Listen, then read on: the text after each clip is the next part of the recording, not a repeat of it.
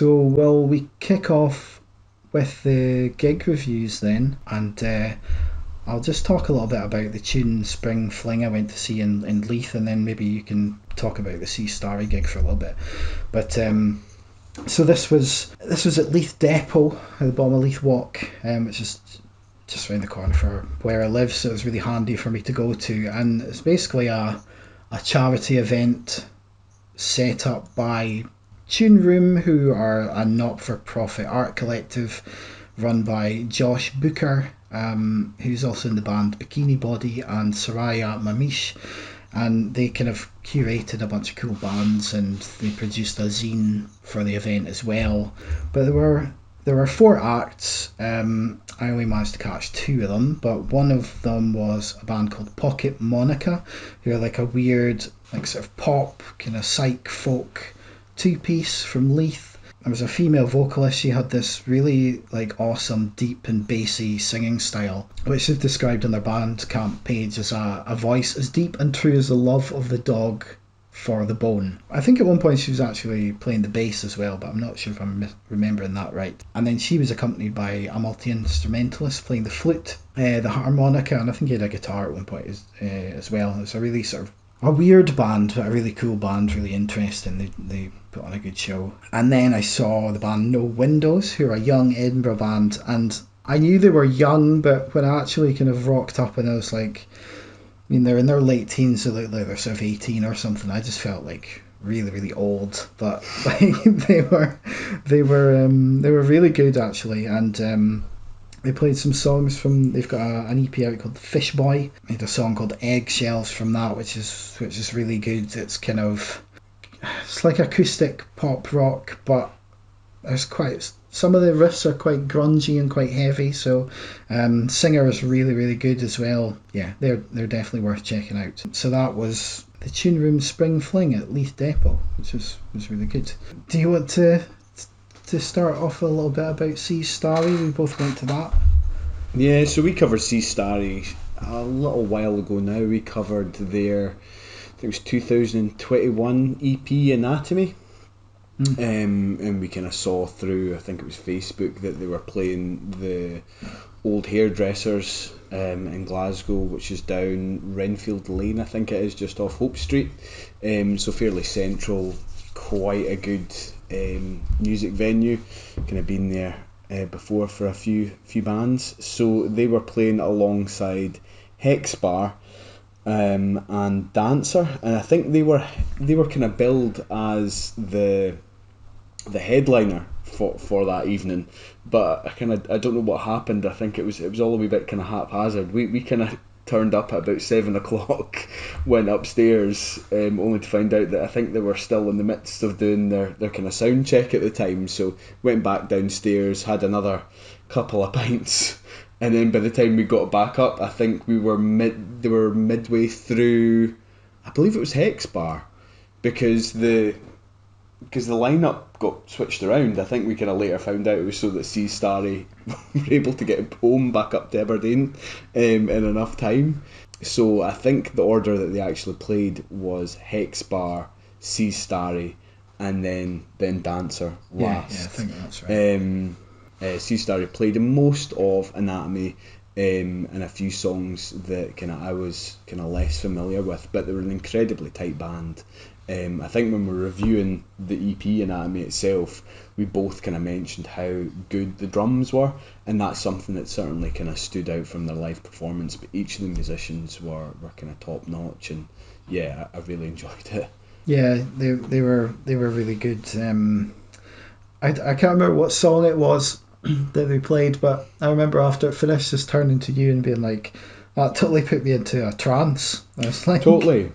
Like, I can't remember what song it was, but yeah, they were absolutely brilliant live. And I don't remember, I don't know if we only saw like one song of Hex Bar, something like that. One or two, not much. Yeah, but I remember the drummer had like a Black Lives Matter t-shirt on, but it was the same like colour scheme and logo as Black Sabbath's Master of Reality album cover, like the purple and black.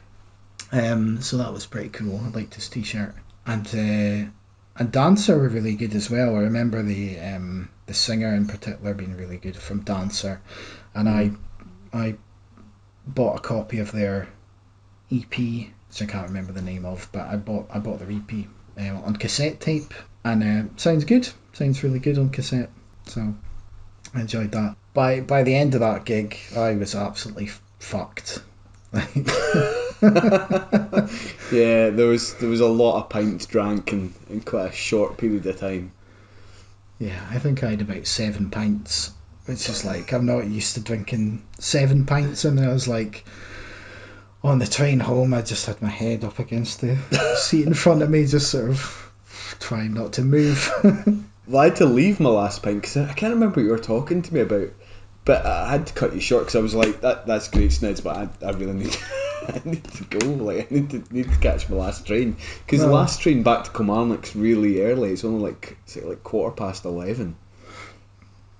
Well, I think I was halfway through my 7th pint, so whatever I was talking to you about was probably just a heap of absolute garbled nonsense. So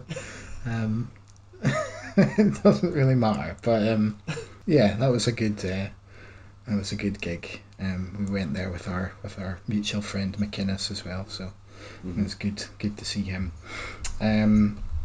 So yeah, that was Starry, Hex Bar and Dancer at the Old Hairdressers in Glasgow. I also went to see, and this was just on Saturday past, I went to the Stag and Dagger Festival in Edinburgh, it's a 2-day festival. There's 1 day in Edinburgh, 1 day in Glasgow, so this year Edinburgh was on the Saturday, Glasgow was on the Sunday, and yeah, it's quite a cool sort of multi-venue festival, and Edinburgh takes place in the Cowgate across several of the venues down there, so it's, you know, most of the day from like about 2 o'clock into the fairly late at night. So I just went down for a few hours, and one of the first band that I saw was actually No Windows again. So that's the band I saw at Leith Depot, and I just was interested to see them again.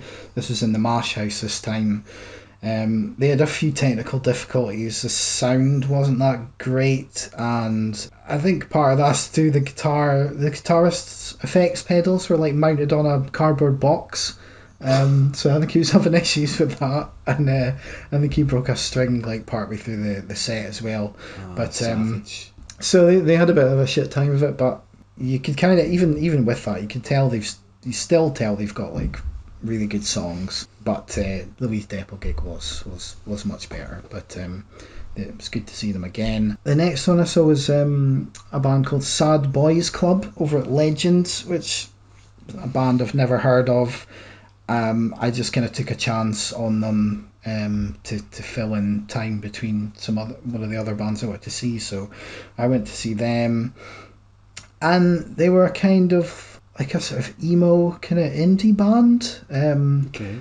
There was bits that sounded kind of like the softer side of Coheed and Cambria. There were bits that sounded like a little bit like My Chemical Romance. There was bits of like Block Party in some of the guitars. At one point they did like a full-on 80s synth ballad where the singer like absolutely went for it. There was a sort of 80s guitar solo in there as well. I didn't always love the singer's vocals, but he was clearly like from that song in particular, he was clearly a really good singer, and he was like really lively on the stage. The rest of the band were really lively. The bassist looked like he was from should have been in like a new metal band, like baggy t-shirt, baggy shorts kind of thing. So they were pretty good. I quite enjoyed them. I'd probably see them again. Worth checking out. I also saw a band called Dutch Criminal Record, who you might kind of think, oh, they'll be like a reggae band or something, but they're actually kind of a sort of lively, poppy indie rock band. They were from Brighton. Bits of the Smiths, bits of the Menzingers. Sometimes sound a bit like the Libertines, like if the Libertines had been like a really tight band instead of kind of a bit ramshackle. And I think overall they were one of the like best sounding bands. Like the sound setup was like spot on. So they were pretty good. That was back in the Mash House as well, so they sounded really good. I've got 4 more that I went to. I'll just fire through them. I went to see Scalping, who are like an electronic, like quite a heavy electronic band, like thumping bass, drums, electronics. They had this was in the caves, so they had like this really weird sort of sci-fi visuals projected on the wall. It was like melting bodies that kind of looked like they were made of liquid, and there was like weird planetscapes and these geometric shapes, and all to as the backdrop to this really sort of pounding electronic. The visuals were a bit like some of the stuff that Code Orange had done for their Underneath album, like some of that weird kind of almost sort of liquid metal kind of human body kind of thing. That was quite weird. But yeah, the actual music was kind of like, it's like a mixture of like Faithless and Underworld and Kerncraft 400, and then like a bit of like the odd like Rammstein riffs thrown in as well. So it was quite heavy, really really intense as well. The Caves has got a small like enclosed venue, so it was like, yeah, it was very very intense. But I was actually quite sorry to interrupt. Sorry to interrupt, Snitz. See the Caves, is that Blair Street Vaults? No. Is it round about that area, kind of Banshees Labyrinth and... Yeah, so... Nidri Street, no? So Nidri Street, if you come down Nidri Street and cross over the Cowgate straight over, the Caves is on that street, whatever you call that, whether it's still Nidri Street or what it is. Yeah. That's a wedding venue as well, I believe. It is a wedding venue. They put on loads of gigs. I saw Jamie Lenman there and a band called Ithaca, who were like a super heavy metal band as well. So they do lots of quite cool gigs, as well as putting on weddings, and I think like they do work dues and all that kind of stuff as well. So really cool venue, because it's just like, yeah, it's basically an underground vault, like you say. Really cool venue. So I went from there to La Belle Angel, which is just a bit further up the Cowgate, just down from the Mash House. And I went to see Alice Glass, who was formerly a member of Crystal Castles. So I haven't followed a lot of Alice Glass's solo stuff, but I was super into Crystal Castles back in the day. And yeah, she came on stage and she just absolutely blew me away. Really intense electronic music, with these sort of poppy, almost grating at times, modulated vocals. And if you're familiar with Crystal Castles, then you know the script. But so there are similarities with stuff we've covered before, like Black Dresses, that really heavy kind of electronic style. There's another artist out there called Poppy who does similar stuff, but with more like new metal and other metal sort of songs and stuff. So really really cool music. Alice's aesthetic was very gothic. She was almost like she had corpse makeup, but she's kind of had like pigtails, like a bit like Harley Quinn or something like that. Yeah, that kind of aesthetic. I saw her on the cover of a magazine not all that long ago, and that was the get-up. It was kind of ponytails, mini dress, boob tube type thing. But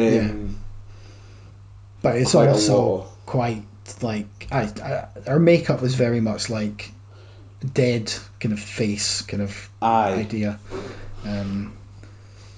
And that was reflected in the crowd, because there were people who were dressed like Marilyn Manson. There was a guy who had like a full mask on his head. It was almost like a clown mask, but also like a skull mask, maybe like a two-headed mask. No, it was a mask, but it sort of looked a bit like a clown, but almost like it was made of human skin, or like it was sewn up and stuff. It was really really weird, but It was like, it's like a member of Slipknot had shown up or something. Yeah. It was pretty cool, like a cool crowd, interesting crowd. And yeah, like I said, I don't really know Alice Glass's songs, but yeah, she just blew me away. And she played 3 Crystal Castles songs as well, which was just kind of the icing on the cake. And then I came away with this T-shirt. I don't know if you can see it. Nice, man. But, yeah, I did notice that.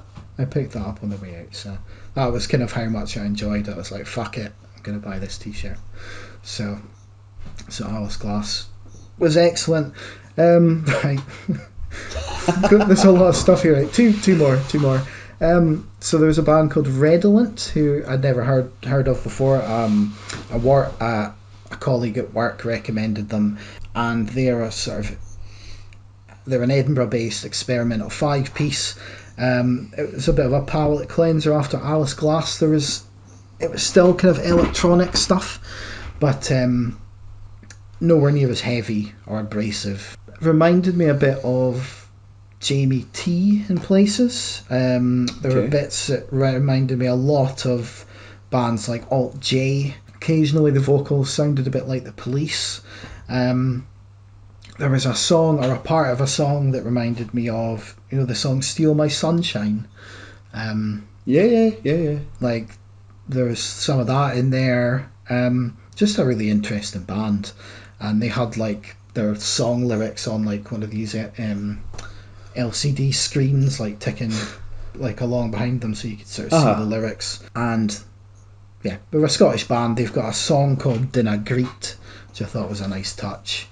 And yeah, good band, worth checking out. They've got an EP called Make Big Money Fast Online Now, which came out in January, so it's worth checking out. And then the last band I saw, I went to see Youth Sector at Bannerman's Bar. So we're obviously going to talk about Youth Sector a little bit later on with their single, whatever it's called. A definitive guide to easy living. Definitive guide to easy living. Thank you. And I didn't. They're great. Yeah, they were fucking brilliant. Like, I was absolutely like. I think Alice Glass is my favourite act of the night, but Youth Sector were a close second. Like, they were just brilliant. Like a sort of funky indie rock band, and they've got like elements of Talking Heads, and there's bits that sounded like Burning Down the House. They sound a bit like Huey Lewis and the News at times. There's a bit of Jet in there, the odd bit of Jet, maybe Franz Ferdinand. And there's a band called Dogs Die in Hot Cars. I don't know if you remember them. They had a really good album in 2004 called Please Describe Yourself. And I hear a lot of Dogs Die in Hot Cars in some of Youth Sector's music as well. But yeah, they were really impressive. Yeah, I was quite gutted when you told me you went to see them. I was at a 5th birthday party with Imogen doing fucking Agadoo or the conga or something. How would you describe their setup, by the way, or their get up? Because it's almost like bar mitzvah, prom band, American prom band type get up, isn't it? Is that like sort of, I don't know if it's 60s or 70s, the wide collars. Yeah. They all had orange shirts on. They all looked really cool as well. They all wore the same get up, but they all had their own kind of style at the same time, which was cool. And they came on to, I think it was Night Fever they played. They just put on the start of Night Fever and they walked onto the stage to that. So it's like, we're going into this disco kind of funky kind of, it kind of set it up quite well. Absolutely. Really tight band. I've wrote there was tight as a gnat's chuff. They blew me away. I was quite disappointed. I think I said to you before, I would have said to you before, like I first saw them when they were supporting Darwin Deeds at St Luke's Yeah, I think it was St Luke's. And unfortunately, they didn't have any merch really on sale other than kind of like tote bags and stuff. I was kind of hoping to pick up one of their EPs, but unfortunately, didn't have any of that at the time. But yeah, I'd love to go and see them again. Yeah, they were good, and they did. I don't know what song it was, but in the middle of the song, they sort of stopped, and then the boy was like, to the back of the room, like, shout yeah, and then so everyone at the back of the room shouted yeah, and then it's like everyone at the front of the room shout yeah, and then everyone at the front of the room shouted there, and he pointed right at me, and he's like, told me to shout yeah, and I was like yeah. It was good fun. But it was such a small, like, Bannerman's a really small, it's just a bar with a stage at one end, and so I was right at the front the whole time, like I was just like right in the middle. So yeah, really good. And I remember them they played a song called Number One Bestseller, which is an absolute banger. But the bass, I think it was the bass, but it really reminded me of an obscure Scooby-Doo cartoon theme tune. There's a like spin-off of Scooby-Doo called Scooby-Doo Scary Scooby Funnies or some shit. I think it was called something different in this country, but I couldn't find out what it was. But that's what it's called in America, and it's like reruns of Scooby-Doo and Scrappy-Doo, like, shorts.